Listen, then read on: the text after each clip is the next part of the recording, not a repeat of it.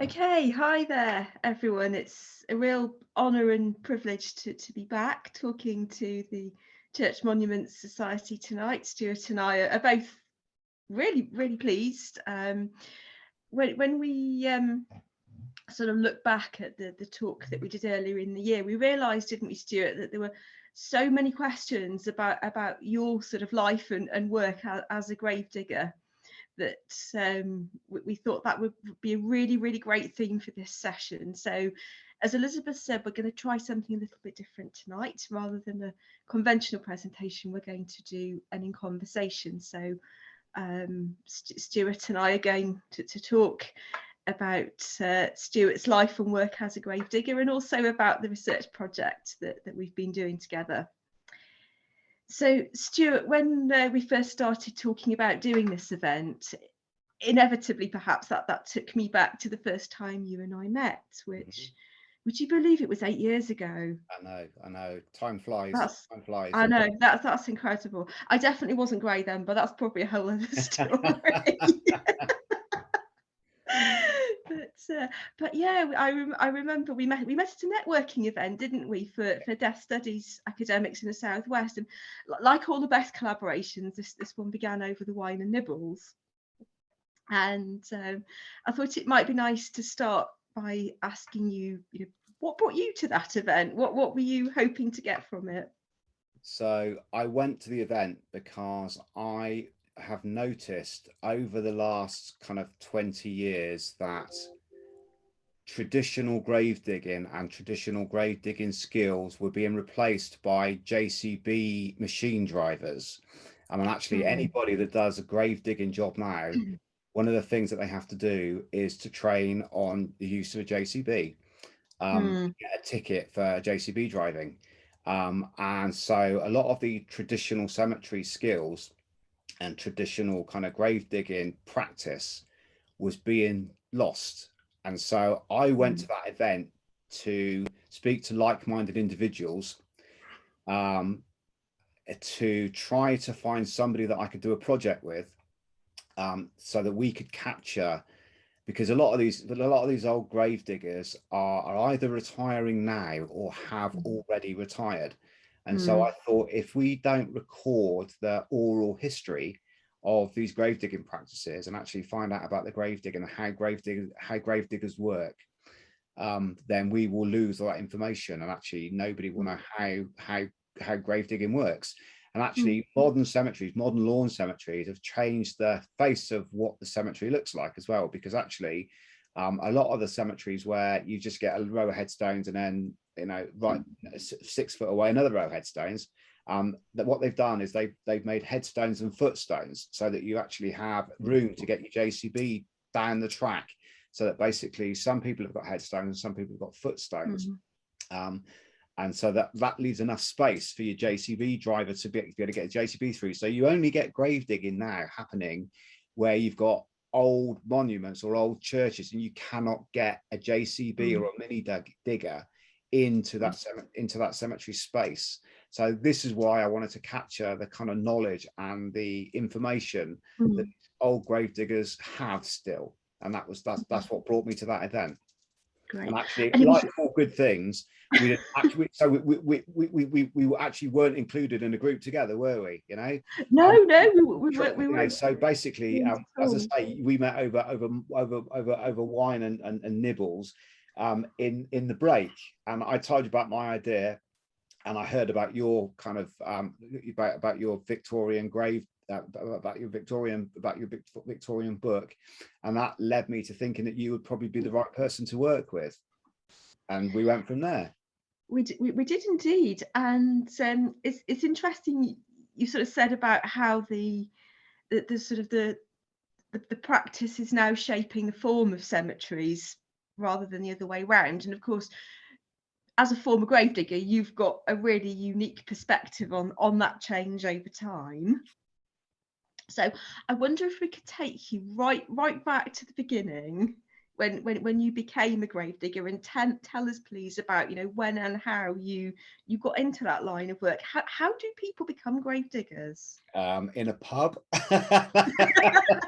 Essentially, I'm detecting a theme here, Stuart. I used to go to a pub called the Somerset Inn, which was actually bulldozed and turned into a block of flats. But it was on the roundabout in Yeovil. And I used to go at lunchtime to the Somerset Inn. Basically, I got speaking to a friend of mine, a guy called Brian, who I used to see at various music events, and I knew what he did for a living. And he used to come out, slip out the cemetery at lunchtime for a pint. Probably not supposed to, but you know. But anyway, he did. I don't think he did actually drink. I just came for a coke. But anyway, there you go. And I got speaking to him.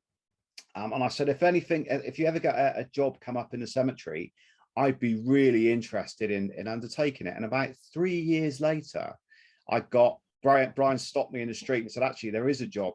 One of our.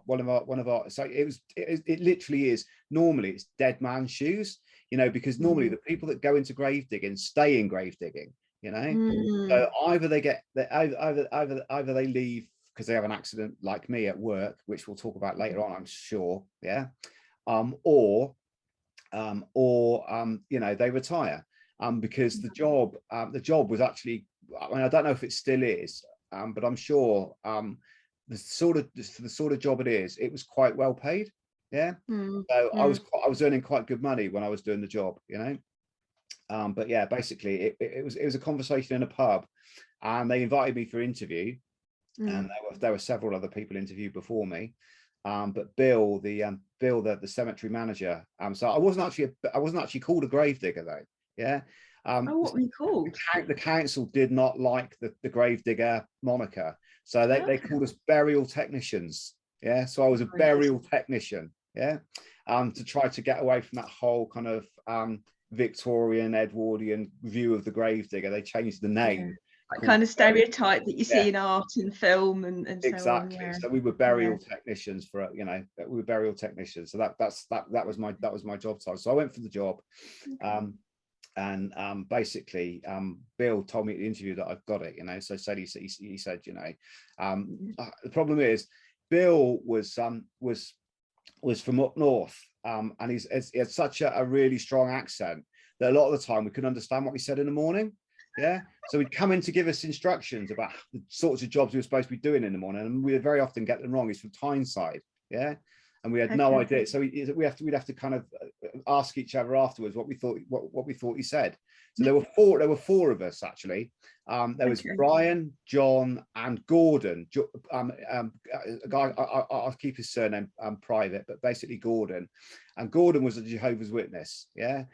So Brian was a white Rastafarian, yeah, and John was C of E, you know. So we used to have some very interesting conversations over the graves about religion, yeah.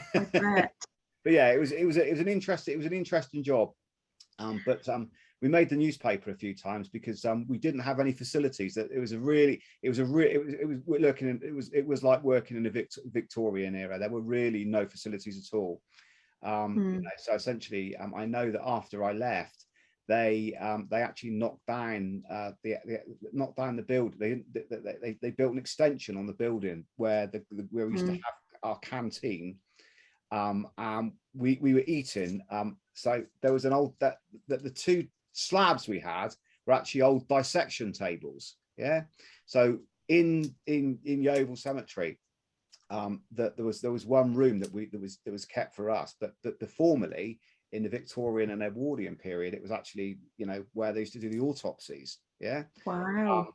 It got into the newspaper that there were no facilities for the grave diggers. There were no showers for the grave diggers, and we had to eat our table. We had to eat our lunch off of the table where dead people used to lie, and of course that made the newspapers. And there was absolute horror for the council. We didn't, you know, so we didn't know that even anybody was investigating the story, but it just came out in the newspaper, and so they basically did some alterations to the building. Very embarrassed council, and you know, essentially built us new facilities. Yeah. Oh gosh, this is really ringing bells, Stuart, because of course, as part of the project, we look back in historic burial board minute books, and we found lots of clues, didn't we, about about the facilities provided for the gravediggers. So there was one incident when I think the mess hut had been burned down, and the burial board rushed to replace it. This is, I think, about the 1940s, because they knew how important that was, and I think that came out in our interviews with the present day gravediggers as well, about the importance of the mess hut. Mm-hmm. Yeah, although I wasn't allowed in there when of course we did our interviews. You were allowed in because you were a former gravedigger. Gravedigger, yeah, there was. Yeah, it's a very closed world, isn't it? It was, yes, it is, yes. Yeah. So, so something also that sort of rang bells while you're talking, because our interviewees, of course, talked about all the things that attracted them into the role, and again, it was the pay, it was the some of them came from backgrounds like landscape gardening, quite a few of those I seem to remember, and it's sort of been perceived as a good job with the council. Yeah, all of the guys we interviewed said that they thought it was a great job. There was no one kind of looking over their shoulder all the time. And actually, the bosses kind of stayed out of their way and let them get on with their job. And that's something that I found too. It was a good job to do. It was a difficult job to do, but it was a good job to do. Yeah, and when you took on a role, because I think this was in the 1980s. Yes, that's right. Yeah. So how did the other people around you react to your new career?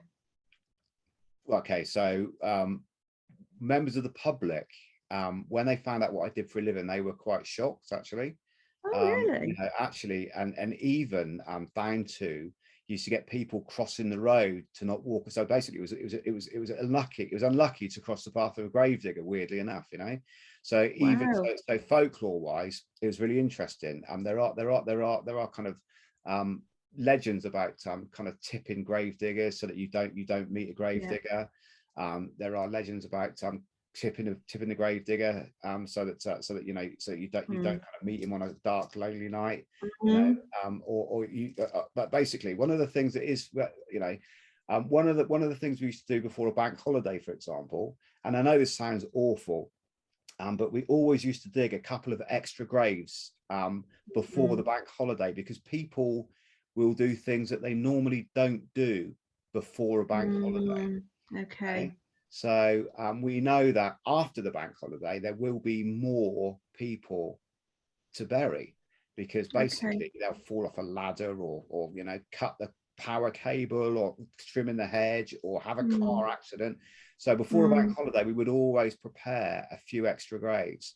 And that always felt awful to do that, because we're digging graves for people that aren't yet dead, but and they don't even know that that's going to happen. But so I can see why maybe some of these kind of folklore superstitions around grave digging came into play, but people would actually cross the road not to be walking along the same side of the street as me.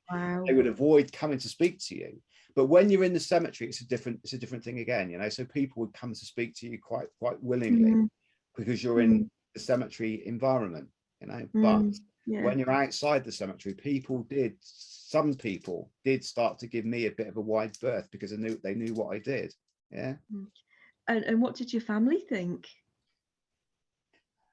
I think my family were fine with it, because for me it was just a job. It was just a job. So I mean, I've got quite a large personality, so for me it was just something that I did for a living. But I mean, say it didn't affect me. I mean, it did a bit. There are you can't be a gravedigger and not get emotional. There are certain instances where people that die too young, people that children, when you do children's graves are the most difficult, and the most emotive, and actually that came through in most of our interviews with the gravediggers as well. They said, we hate burying children, we hate burying kids, it's just not right. So that was very difficult. But Yeah, and you said as well, it sounds like they sort of took you out on the job quite quickly as well when Like, you first oh, started like there. literally first day, you know, you've Really? got to learn how to dig a grave. And, you know, I mean, I was super fit back then, you know. Unfortunately, I had a brain injury a couple of years ago. I probably said this last time, but I had a brain injury a couple of years ago and I can't actually walk anymore. So I couldn't do the job now.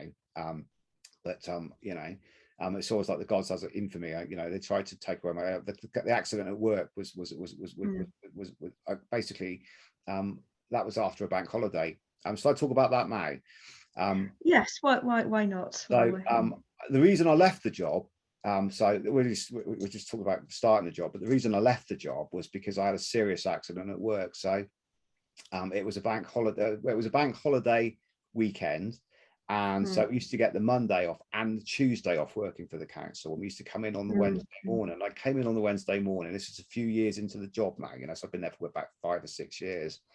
And basically, we were just about to finish a grave that we'd started digging before the bank holiday, and it had been a very wet bank holiday, typical British weather, yeah. And it rained all weekend. And I was stood on the side of the grave. So I had another man with me, this was John, and John went to the shed, literally kind of 15, 16 steps away, you know, from where we would dig the hole. And I was stood on the side of the grave, and the whole side of that grave, I was stood between a freshly interred grave and the new hole that we were digging. And the whole of the side of the grave went, and I went down in with the grave. And basically the shoring, so there is shoring, this metal shoring that basically saved my life. So I went in with the grave, I went down with the shoring, and I was about 4 feet under the, so I basically landed in the bottom of the grave, and then all the soil fell on top of me. So that it was basically the shuttering. There was enough, gave me enough breathing space, like it's supposed to save my life, you know. So, but they didn't know that. So basically, John walked away, came back, and the grave had collapsed, and I was nowhere to be seen. And I could hear him calling me, and then he realised that's what must have happened, and he could just see my boot sticking out of the hole. Yeah. So you know, basically, my one of my legs was up, and one of my legs, but basically, I'd gone in head first. So they tried to dig me out, and basically, it took them about an hour, you know, slowly digging me out. So basically, they cleared away my airways, and then they did all the shoring off me, etc., etc. I had a dislocated leg, so you know. But they didn't realize that at the time, so they kind of pulled me, so they got me out, and rather than phone an ambulance, which they should have done, they basically tried to put me in a car, and as they bent my leg to put me in the back, my knee popped into place, popped back into place. I was on crutches for about 6 months. Yeah. Oh, good and heavens. the doctor said, if you go back to doing that job, you know, you could easily lose your kneecap and walk with a limp for the rest of your life. And so I decided that wasn't really what I wanted to do. Yeah. So that was the end of the job. Yeah. But so essentially I was buried alive. So next time I'm going to be cremated, because I've already done it once, being buried. So I don't really fancy it. Don't really fancy doing it again.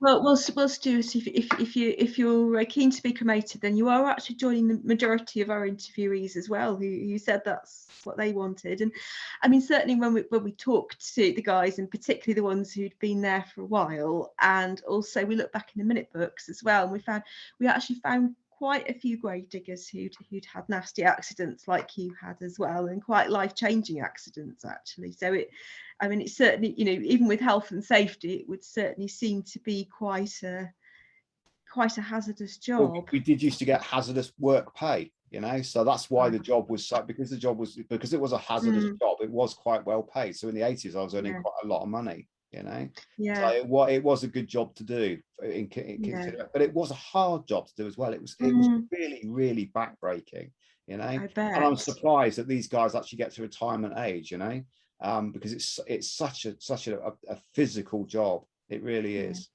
Yeah. So excuse me, perhaps if I in a bit, I'll, because you mentioned about shoring and shuttering, and I'm sure people would like to know what they are, so perhaps we'll get to that in a bit. But first of all, I'd like to ask about that first time you dug a grave. What did that feel like?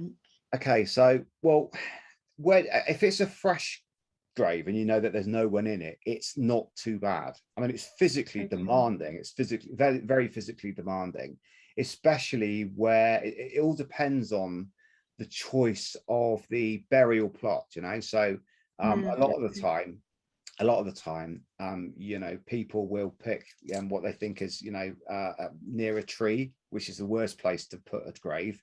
You know, why is that? well, because you've got all the tree roots you've got to deal with. You've got to hack through tree roots, you know. Okay. So and the tree actually sucks all the moisture out of the soil. So actually trying to dig a grave near a tree is really difficult. Yeah. And backbreaking. And then there were certain sections in the cemetery where you actually have to get, we had to get jackhammers in. So, you know, we had to get mechanical tools in to help us. And actually trying to use a mechanical jackhammer in a tiny space in a grave, you've got shoring all around you, and if it bounces, you know, bounces on a rock and smashes your hand between the shoring and the side of the grave, it will break your fingers. So actually it was really difficult, and actually it's really noisy as well when you've got a pneumatic drill in a grave. Now that Stuart puts me in mind, because one thing we did discover with our sort of sample burial authority, we discovered that actually they first introduced those first mechanical tools, those jackhammers, in the 1930s. And we found this great correspondence. It was one of the sort of cemeteries in, should we say, one of the leafier suburbs of Bristol, where the residents were complaining about the noise, and of course they tried all sorts of solutions, like baffling the generators and all that sort of thing, and it didn't really work. And there was a rather, do you remember there was that very sort of snotty letter on the file about, you know, these are highly rateable properties, so why are we having to put up with this nuisance from the cemetery? So it's a very emotive issue for a lot of people. I'm wondering now if things might have changed a little bit, where you've got battery powered ones. I don't know if they're powerful enough though to work in a grave, but you know, you do get kind of smaller scale you know, jackhammers now. But I don't know whether the battery life would be, because basically it's certain parts of the cemetery you dig down 4 feet and then you'd hit solid rock, and you'd literally have to chisel your way with our jackhammer through solid bedrock, and you know, to get down to 6'4", you know. So, and it's got to be that depth in order to get the 2 people in that grave. And actually, you know, that's what brings us on to the next point, in the fact that when basically not in my day, but before the 80s, in fact, there were 2 or 3 I dig that did go deeper, you know. But basically most of the graves now are what we call new for 2. So, you know, you dig down 6'4", and then you can get 2 people in that grave, so the husband and the wife presumably, or, you know, the father and son or whatever, you know. So you get these new for 2 graves. But in the past they'd go down to 12 foot, you know. And actually being down that deep and only having a coffin patch shape of sky above your head is absolutely terrifying, you know. I bet. I think I think we did do a 9 foot one, and I've seen the view from a 9 foot deep one, and it's just terrifying. The only way you get in and out, or the only way you can get the spoil out of the ground, is to use buckets, you know. You know, we're kind of continually shoveling the soil into buckets, and they're being hauled up on. That's the only way to dig them out.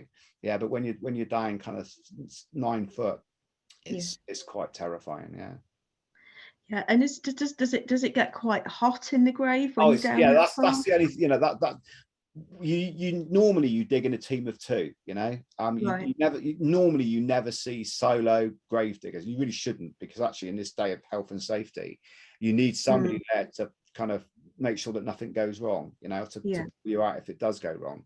I'm sure that there are all across the country there are grave diggers working in cemeteries that are working alone. It's quite terrifying actually, but especially because you've got all of the issues with sides collapsing, especially in cemeteries especially in church cemeteries, where the ground's been disturbed over hundreds, well, maybe 1,000 years, you know, if it's an early church.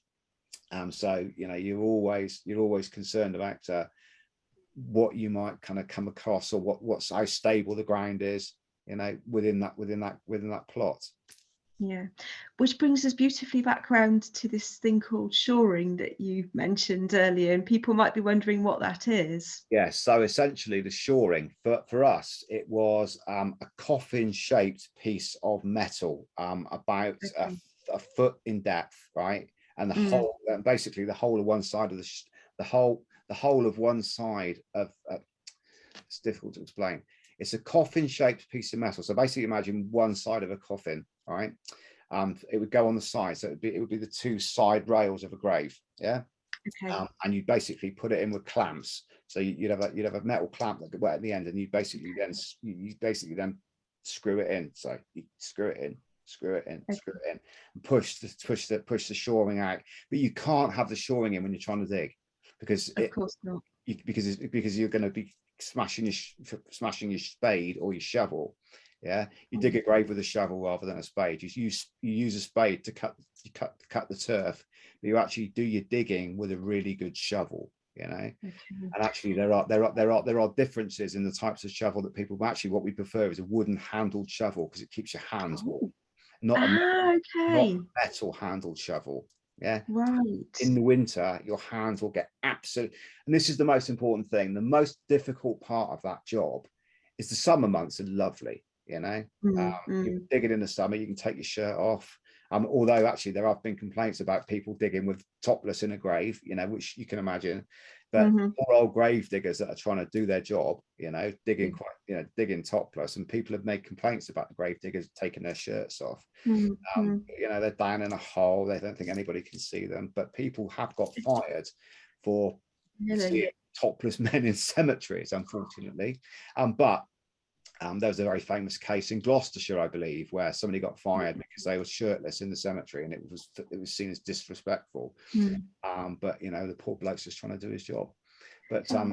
yeah, you can see how you know, it's really, in the summer it's a lovely job, and you know, you alternate between digging graves and trimming hedges and cutting grass, or Yeah. planting flowers. So that's basically what you're doing, you know, looking Right. at the borders, Okay. digging the graves, cutting the hedges. Or when you get grave, you know, when you and we were doing you know, about 4 burials a week when I was in young. Right. Yeah, so there was Okay. always probably 2 graves on the go at the time, at Okay. any one time, you know. And Okay. then you've got reopeners as well, where Okay. you're digging down to put another coffin in that already dug grave. Which reminds me to come back to not just reopeners, but Yeah. to exhumations later on as well. So we'll talk about that. But for now, I just wanted to sort of open up this area a bit about the sort of the other jobs, because as you quite rightly said, gravediggers don't just dig graves. Actually, they do a whole lot more. Yeah, this is when I discovered that I suffered with hay fever, you know, which was Ah. really, so I love the summer because it's lovely and warm, and you weren't freezing cold. Winter is bitterly cold, but Yeah, you can't wear I can thermals. imagine. You can't wear well, I mean, you can, but the problem is when you're digging, you get really hot. Mm, You don't want to take mm, the thermals off. So you have to yeah. be kind of continually taking thermals on and off. So you know, we just used to basically dig in normal work clothes and try to keep it Okay. as warm as best we could. So we would in the winter have one of those big kind of tin cans, one of those big, you know, and have a fire going in it like a brazier. Yeah. Actually try and warm our hands up, because actually the Okay. hardest part of it is the cold hands, you know. I When you actually imagine. start physically digging, you actually soon Yeah. warm up, and then you're starting to strip layer off after layer off, Yeah. you know, so you have to Yeah. put your t-shirt again. Yeah, I get and lots of comments in the minute books, you know, going right back into the 19th century about this very issue, about how to keep cool but dry. Yeah, so essentially Yeah, you want to keep yourself warm and dry, but you also need to do the job, you know. So yeah, right. you always try to wear gloves as best you can, because otherwise you're going to scrape your knuckles and actually lose your fingernails if you're not careful. Yeah, But okay, essentially gloves are really important. okay. But essentially, do you want me to go through how we dig a grave? I think that's probably going to be interesting, isn't it? Yeah, I think so. I think just it might be quite interesting to note for now. Gravediggers do other jobs, so they do Oh yes, yeah, okay. gardening, and So yeah, they're involved with basically funerals. we do gardening. We used to do the borders. We used to do the flower bed planting. We used to trim the hedges. The hedges were a nightmare. Fortunately you've got electric hedge trimmers these days, but it used to be, like it was done by hand. But yeah, basically, yeah, a lot of lawn maintenance as well, and actually trying to tidy around their graves. And I know that we're talking about headstones for the society, but basically, you're always trying to be careful that you don't damage the graves when you're kind of driving tractor mowers around and that sort of thing. But yeah, that's one of our and actually edging machines and that sort of thing. So that was, that was another side of that job, was actually the gardening and the looking after the grounds. And actually, we found in the minute books, didn't we, that the gardeners, that they did have gravediggers and gardeners. They were two separate roles. Right. Yeah, they were, yes, and often the gardeners were then promoted into being gravediggers. Gravediggers, yeah. So it was a step up. Yeah, it was a step up. Yeah. But but grave digging is a difficult job. And actually, you get really, really physically strong. I've still got huge shoulders even now from doing that job back in the 80s. But essentially, you're physically, using a shovel all the time, and actually, you're throwing when you're down in the bottom of a grave, you're lifting a huge load of soil from the bottom of the grave up and over your head to where the box is. Actually, you get a really good ab workout as well, so it's really physically demanding. So yeah. So something, Stuart, that really strikes me before we move on to the process of how you actually start digging, something that's really struck me in what you've said before is this kind of almost like tension between the sort of the kind of the physicality and the dirt and the mess of the job and the sort of the kind of space we all expect a cemetery to be. Yeah, that's the problem. Right, okay. You need to keep the place as clean and tidy and mess free as possible. And actually, when you're digging a grave, you're always worried that the two people on either side of that, the two owners graves on either side of that, the living family members are going to come along and see a massive box soil on top of their relative's grave, and that does happen. They come up and they say, well, you put this massive soil box on top of my grave, and now I can't come and tend it. It's like, look, I'm sorry, but we need to open the one next door. We'll make sure that the grave is protected. We'll do everything we can to make sure that the grave that we're digging next to is safe. But it's one of those challenging things where the relative might come up to visit the grave, and actually you've got a box of soil on top of their relative or their loved one or their wife. And you can see why it gets so emotional. They get so emotional. The person will be buried in the next week, and it will be all gone again, and we'll tidy it all up and make it lovely for you.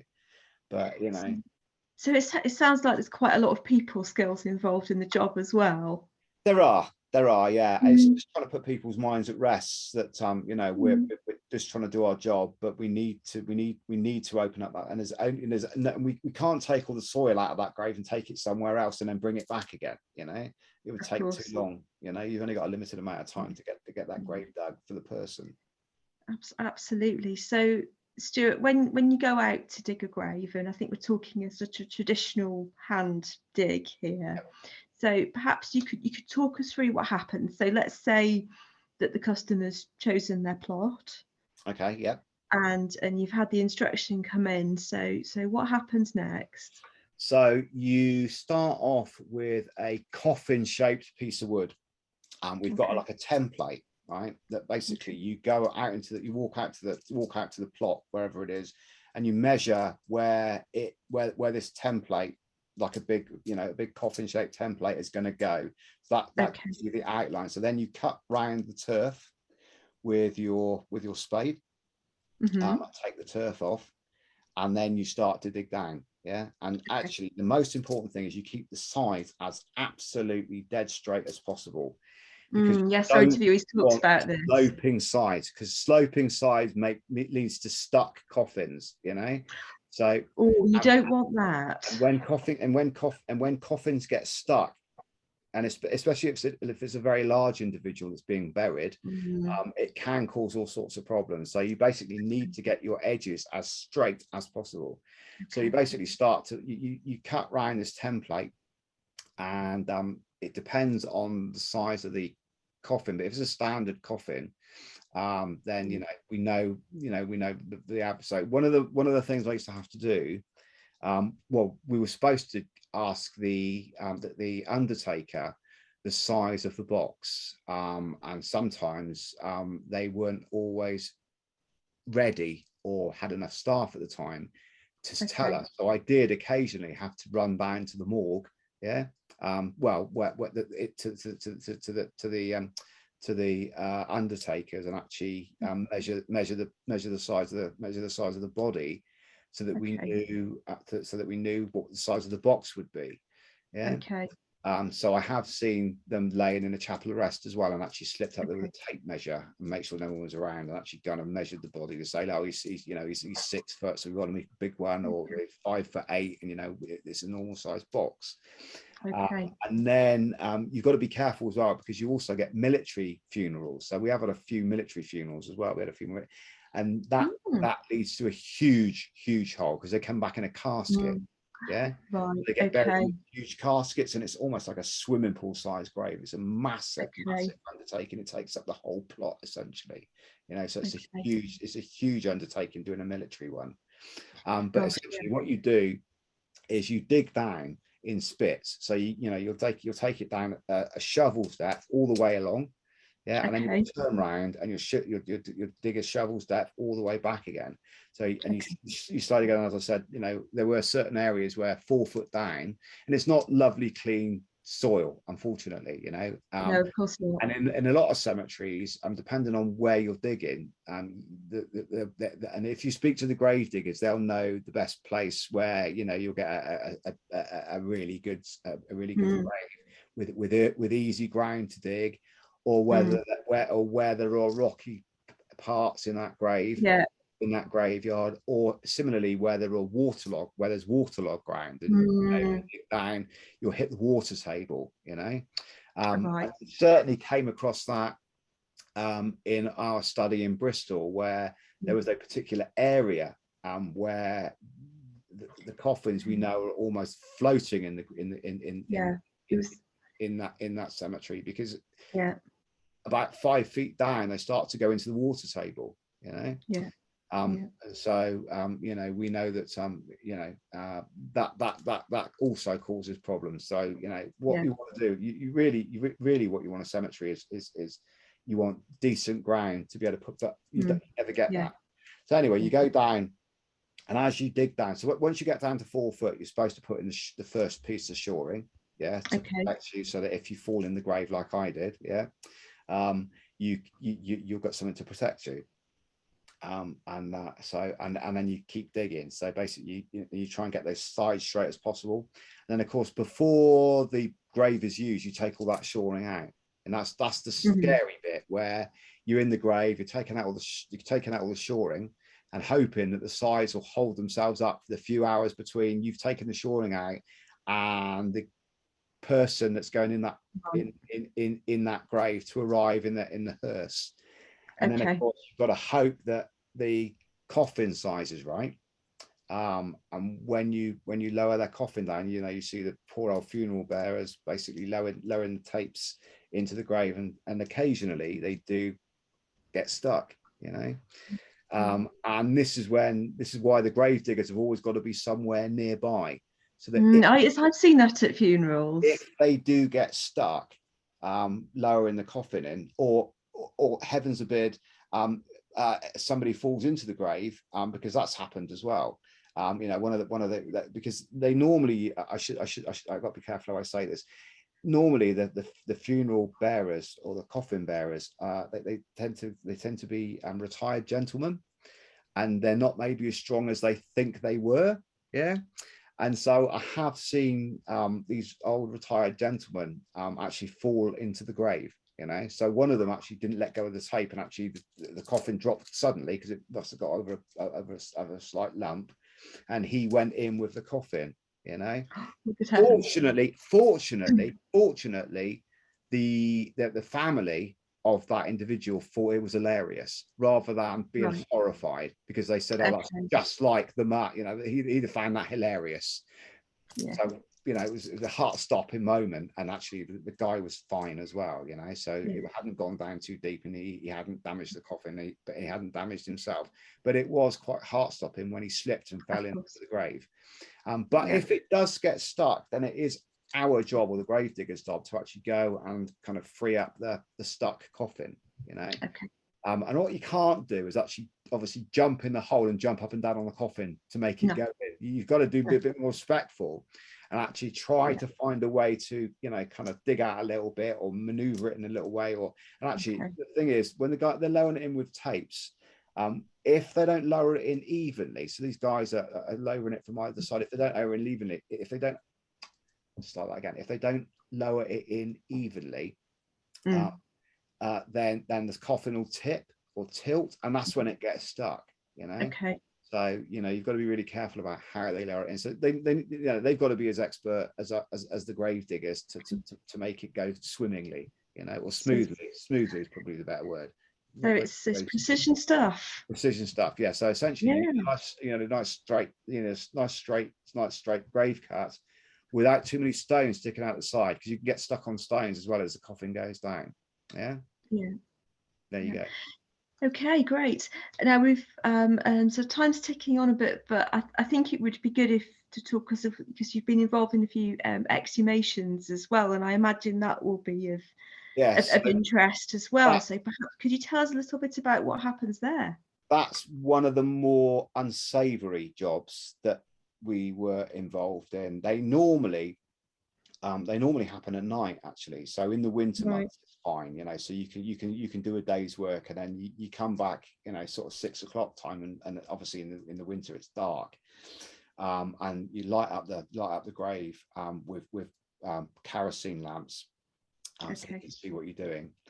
You know, then you start digging down to the box. And normally they're exhumed. Well, the thing is, they used to be exhumed for the ones that I did were as a result of things like ongoing murder inquiries, and actually they wanted to dig up a previous murder victim, to do some more to do some more testing rather on that body, because they found, you know, certain types of poison or whatever had been used, and they were wondering whether the same things happened to this body that had been buried.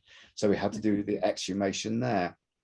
Essentially, we were, you know, as I say, it didn't used to be a problem so much with the older coffins, because the older coffins were made of oak and really, really sturdy. So yes, I remember interviews. They were really emphatic about that point. Yeah, so I did a reopener in one of the oldest parts of the cemetery in Yeovil, where the sister had died 80 years before the person that was going in the grave now.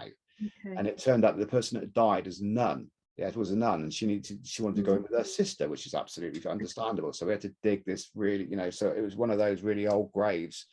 Actually, when we got to the coffin, and we cleared off the coffin, the name, it was like that coffin went in a grave yesterday. It was dry. It was a dry area of the cemetery. It was even the coffin, the name on the coffin plate was still quite legible. It wasn't really, you know, and it was 80 years between the burials, so it was quite a shock, you know, to see that the coffin was in such good state of preservation, you know. But the problem now is that we're using things like MDF and that sort of thing in modern coffins, and putting it doesn't last, does it? It doesn't last, you know. So one of the things you've got to have is a very strong stomach. And even the very first grave I ever dug, you always assume that the grave diggers of the past did the same thing that you've done and actually dig down to 6'4", but never. Sometimes they'll go to a pub on a Friday afternoon and don't finish the grave properly. So I have I've dug down to what should be a reopener. I've dug down to kind of 4 foot actually, or 5 foot, you know, and it's meant to be a reopener, and basically hit the coffin, you know, and there's not enough space to get the amount of burials in that grave that they were expecting. You know, so you can ramp them up a bit or mound them up a bit, and use boards to mound them up. But then you've got to, if they're lower, if they're buried higher, sorry, than 4 feet down, you've got to cap the grave with concrete so to stop the animals digging them up. And that's you know, so basically you can bury them more shallowly, but then you've got the problem of actually capping that grave so that the animals can't actually dig down. Foxes and badgers will dig up the remains. You know, that's not what you want to find. You don't want to come into the cemetery in the morning and find that the coffins have been disturbed by animal activity, you know. Quite, and of course legislation has been subsequently introduced that is quite specific about the minimum sort of depth that the top burial has to be, but of course you can't, that doesn't always guarantee what happens. So that's the problem, you know. So anyway, I'm digging a reopener. Again, you're digging down, hoping and praying that when you get to the coffin, it is in some way still intact, because what you don't really want to be doing is trying to take bits of person out of the ground. You know, you want it to be in as solid a lump as possible rather than to be disintegrating. So, but I've recently noticed, and I've speaking again to other cemeteries, that there is a trend, a recent trend where if the wife or the husband passes away, and then leaves one of the other partners behind, they might take the body with them to a new cemetery when they move house, you know. And that's so basically that we have had reopeners in the recent years where people are moving they're basically removing loved ones from cemeteries and actually moving them to a different cemetery so they can still be nearby, you know. That didn't happen in the past as far as I know. And that, as you say, is quite a change from older ideas about, so essentially perpetuity means perpetuity. So essentially you dig down to the box and you hope and pray that it's in enough condition that you can actually lift it out of the ground, and then essentially they bring a slightly bigger vessel, like a slightly bigger box that you can the box that comes out of the ground in, like a shell coffin, like a shell coffin, and then they can put it into a hearse and take it away to wherever they're going to do the autopsy or whatever it is they're going to do with that exhumation. But it's the smell that gets you, you know. So the grave diggers treat it like a rite of passage, you know. So they don't normally let kind of junior members of the crew, the grave digging crew, actually do the exhumations. You know, you don't get that privilege until you've kind of got some digging experience behind you and you've proved your worth, you know. So, you know, first reopener I did, I can remember being very nervous about it, and you know, and when you're a grave digger, you can't not come across parts of people, unfortunately, you know. Some of them. So the very first grave I dug, I was only down about 4 foot, 4.5 foot, and there was a thing that looked just like one of those upside down white flower pots. And I thought somebody'd thrown a white flower pot that was sit on a headstone into the grave. And when I grabbed hold of it and lifted it up, it was someone's head. So it was kind of a decomposing. So I was like, and John's shouting at me saying, "Oh my God, put it back, you know." So that was one of the first ones I ever did, was finding someone's head where it shouldn't have been, you know. Gosh, so gosh, talk about a rite of passage then. Yes, yeah. So you know, I thought, so clearly the grave diggers hadn't dug that grave deeply enough, you know. Okay. And so you know, we carefully replaced the person's head, Right. put some soil over it. But what we had to do was actually give the family another plot, because clearly they weren't going to get another person in that plot as well. It was a grave that was dug to 12 foot. They were expecting to get 2 more family members in it, and actually there was not enough space, essentially. Right. So there was just not enough space to get like a 4th family member in. So we gave them another plot. Okay. So again, it sounds like that sort of tension between the kind of the sort of the practical, and if I may put it like this, the gross materiality of the cemetery as a working space, and the sort of more symbolic and emotional kind of dimensions for the cemetery users, and you're kind of in the middle of that, mediating all that. Yeah, and even with normal grave digging, when you dig, even with an open, when you do a reopener, normally you just dig a slot in the middle, so you already know that there are people buried in that grave. So you dig a slot in the middle, and you keep going down, and eventually the old sides of the grave will reveal themselves. So you know that the old sides of the grave will fall in, or you know, fall into the middle, and you then know that you've found the outside of the original grave cut, you know. But when you get down to the top of the coffin, it's always a nervous, you're standing on the, you know that there's only kind of 4 centimeters or 5 centimeters between you and, you know, the person underneath your feet. Okay. And the worst thing that can happen is you suddenly drop down, and you know that you've gone through the coffin, you know. And you are then stuck, because basically the 2 sides of the wood act as a kind of shutter, you know. And right.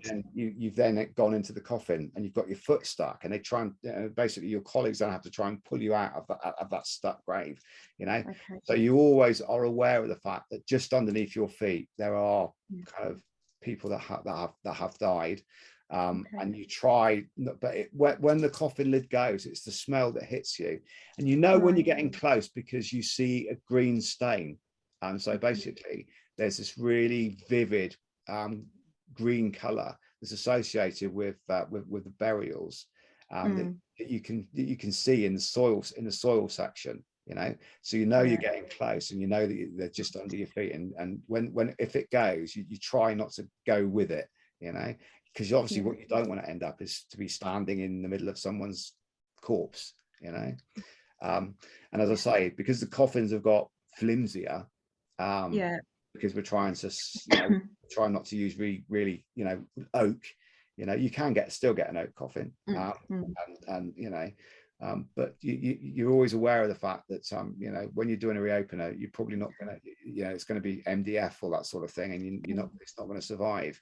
So you're not quite sure how good the preservation is going to be for that coffin. Yeah. So Stuart, some of the guys we interviewed have been doing the job, you know, for 30 years, and some of them had only been doing it for a few months. So, you know, with your perspective and experience on it, what's the one piece of advice you give to those guys who were just starting out in the grave digging world?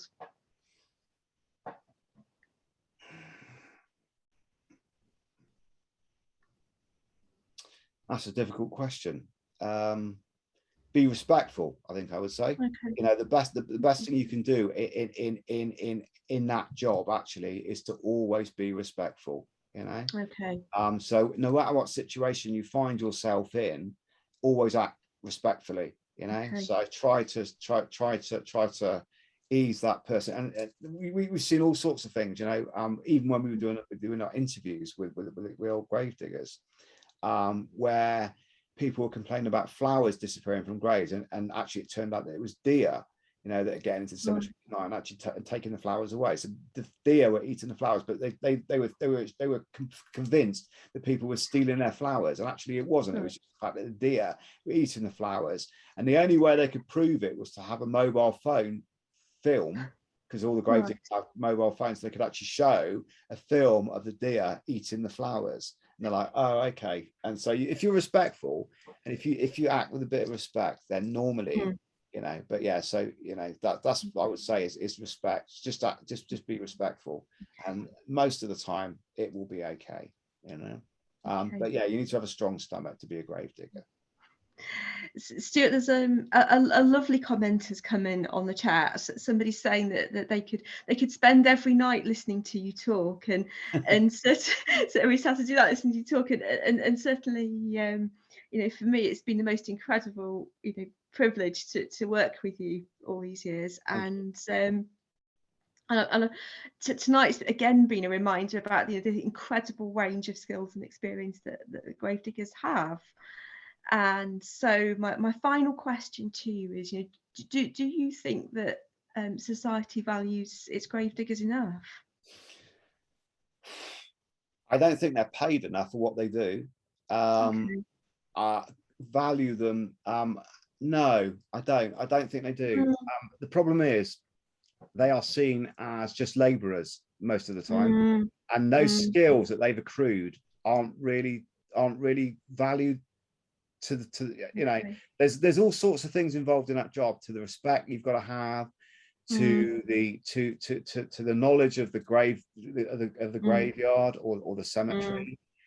You know, if you want to know about where's the best plot to choose, you ask the gravedigger, not rather than the people that are arranging the funeral for you, because they're going to know where the best plot's going to be, where you're going to know where the coffins are best going to survive, you know. So I don't think we do value, and actually I think the guys in their own testimonies know that they're not valued enough as well. Yeah, it's a difficult job, and I don't think they get the credit that they probably should. Yeah, I think you're absolutely right, Stuart, and I think for both of us it's become quite a mission, hasn't it, to sort of get them some of that respect and sort of say to the world just how incredibly valuable and important these people really are. Absolutely. Even if their jobs do get replaced with machine drivers, you cannot get a machine into Victorian cemeteries because headstones are in the way. You literally cannot get a machine there. So you've got it's too crowded, it's too steep, it's too wooded. That's right. You've got to have these grave diggers, you know. Yeah. One of the things we haven't covered are the I forgot what they're called. The not the reopeners, the vault burials. Vault burials, yeah. Shall we do that quickly before we go into the Q&A? Okay, yeah. So one of the most unpleasant jobs as a gravedigger is actually the vault burials, because actually one of the things you've got to do as a gravedigger is actually get into the vaults, and if you've got another coffin going in, you've got to have somebody in the grave during the service, standing with so you've got a gravedigger actually going into the ground before the members of the family arrive. So it can be kind of half an hour before the family arrive that the gravedigger actually has to get into the grave, you know. So not a job for the claustrophobic. No, you've actually got to get in with, you know, maybe 4 or 5 family members from their previous generations. So you've got this vault, you're actually standing in this vault, and you're basically waiting for them to start to lower. And actually, because they're going into a vault, they've got to be sort of slid in, and actually you need somebody at the bottom, because you can't just throw them in. You've got to have somebody down the bottom to actually help the coffin to come into that vault. So actually the poor old gravedigger actually goes into the vault, and actually is in the vault bent double, actually bent over for about half an hour. So the family come along and they've got no idea that somebody's in the hole, you know. Hopefully the undertaker will warn them to say, look, there will be somebody in the hole, you know. We hope that they do. So there will be somebody in the hole, because otherwise, you know, some family members will freak out when they see hands coming out of the ground to catch the coffin that comes in, you know. So it can, I'm sure, lead to some quite hilarious moments. But essentially, that poor gravedigger actually goes into the burial, into the chamber, and actually kind of catches and helps the coffin slide into the chamber, and then stays in there for the whole of the rest of the time. You know, so Gosh. he's in that burial plot with the freshly interred. You know, Right. and you know, as I say, it's quite a horrific job to have to do, and I don't think they get any money for, you know, or any respect for doing that. And actually, you know, that is one of the most difficult things that I've ever done. You know, is being But it's with the deceased, yeah, and knowing that they're freshly deceased as well. You know, yeah. And what a fantastic sort of, you know, example to end on. It's the dedication actually to making it right for the deceased and the bereaved. absolutely, yeah. Yeah. It's not an easy job. It's not an easy job.